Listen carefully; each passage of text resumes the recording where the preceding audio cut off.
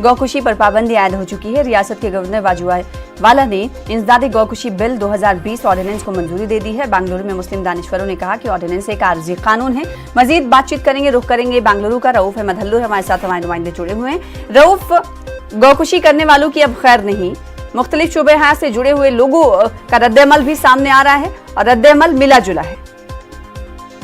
रऊफ, रियासत कर्नाटक में पहली मर्तबा गौकुशी पर मुकम्मल तौर पर पाबंदी आयद हुई है। गाय और गाय से जुड़ी नस्ल के तमाम जानवर, बैल हो, भैंस हो, तमाम पर पाबंदी आयद रहेगी। लेकिन एक गुंजाइश इस नए कानून में ये रहेगी कि 13 साल से जायद उम्र की भैंस को ज़बीहा करने की इजाजत होगी।